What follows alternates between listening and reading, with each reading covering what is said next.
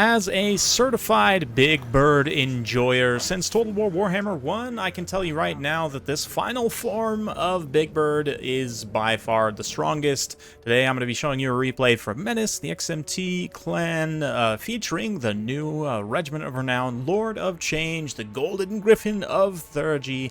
It's facing off against Cathay in land battles, which is always a rough time. Cathay definitely known for being very strong, but what does this guy bring to the table? Well, over the regular Exalted Lord of Change, of course, he's got rank 9 stats, which brings with it much better melee attack and defense, excellent leadership, but most importantly, his RoR trait.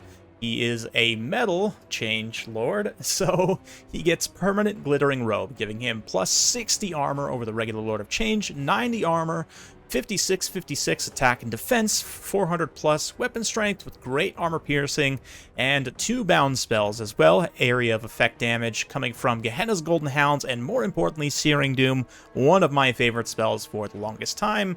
Yeah, this guy is insanely strong. For only 1850, you can have one of the best flying single entities in the game, if not, in my opinion, maybe the best flying single entity in the game. We'll have to wait and see there, but certainly up there, at least in terms of units.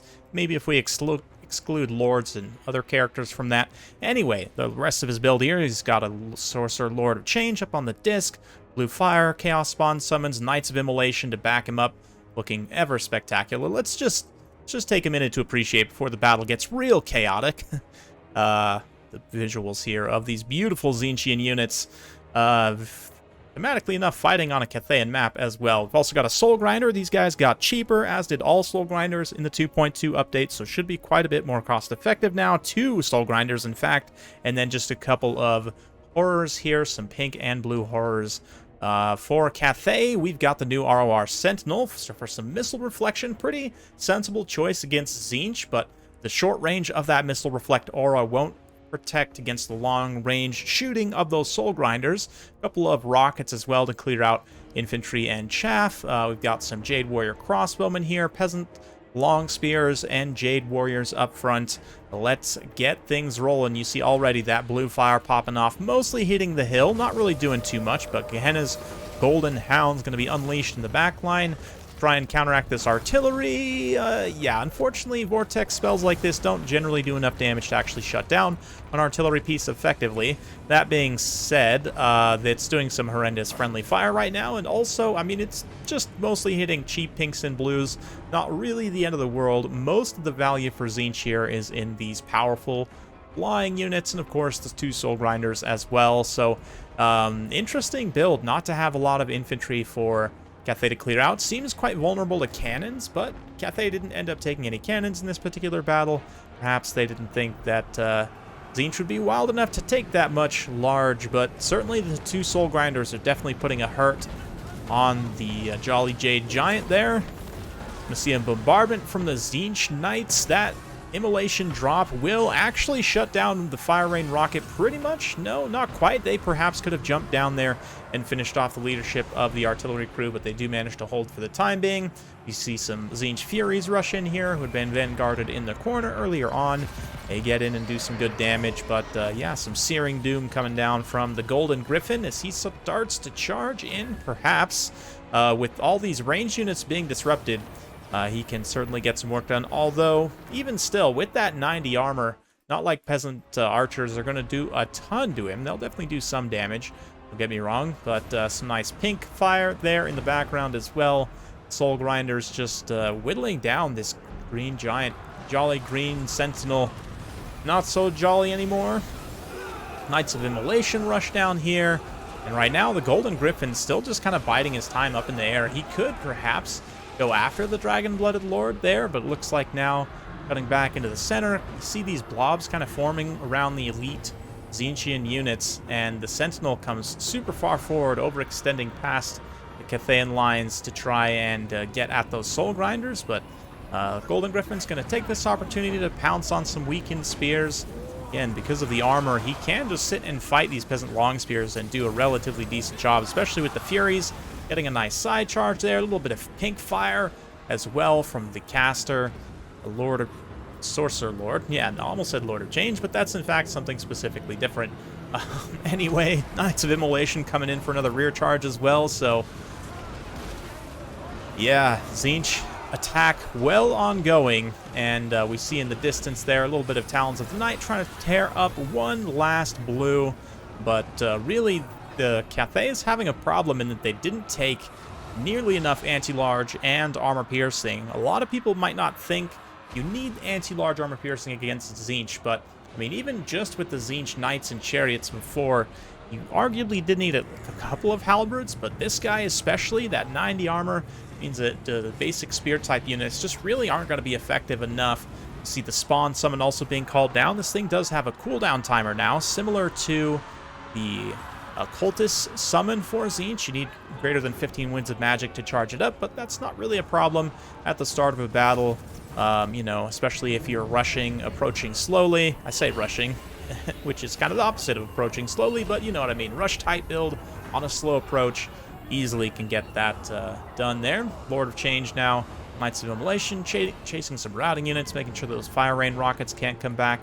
Cathay is overblobbing a little bit here, and the Sorcerer Lord actually takes a huge amount of damage, kind of loses out pretty significantly to the Shugengun, but the Jolly Green Guardian here also getting just kited away by both the Soul Grinders. One of them has now used up all of its ammunition, move into melee to engage. Meanwhile, even though the Tzeentch Sorcerer is getting horribly killed, yeah, the Golden Griffin here still completely healthy, pretty much full barrier, can now start to dive these isolated units. Jade Crossbowman's armor is not going to do much against the armor piercing, and their non-AP quote-unquote fire as well.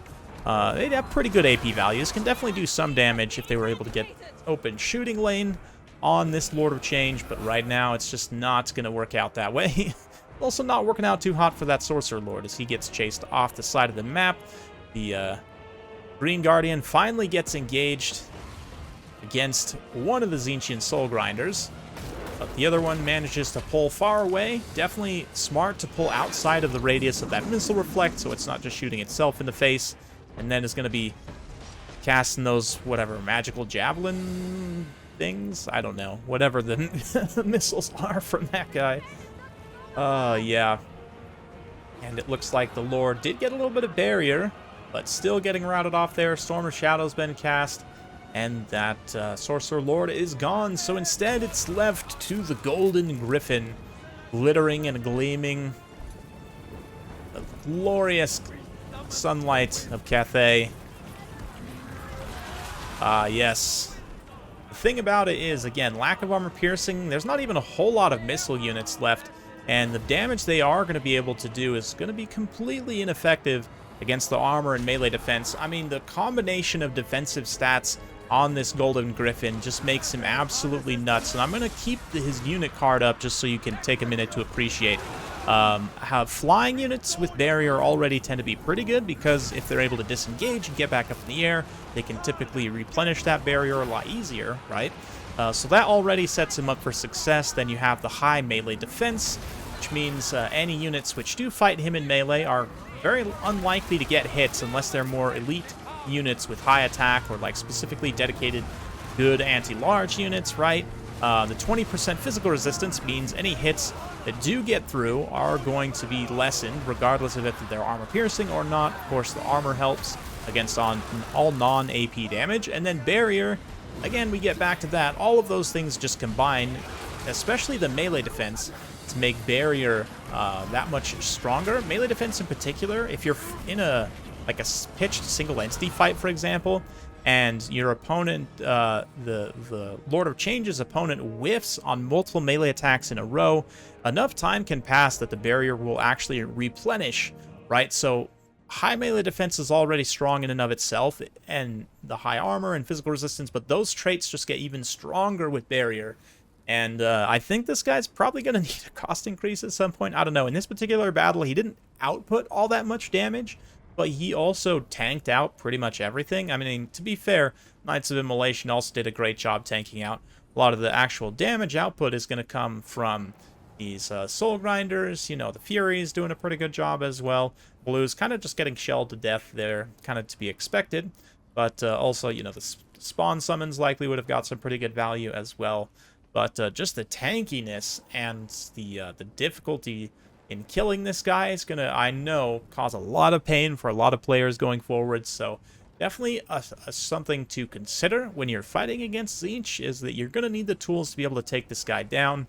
Here with this Cathay build, I mean, honestly, you could just option in a few halberds and then swap one of these rockets for a cannon. It's nice to have one of each just in case. You never know 100% what Tzeentch is going to bring. They can do a few different things here. There are a few builds that work okay, although against Cathay and land battles, you do have to be a little bit more careful. You can't play too freely as Tzeentch.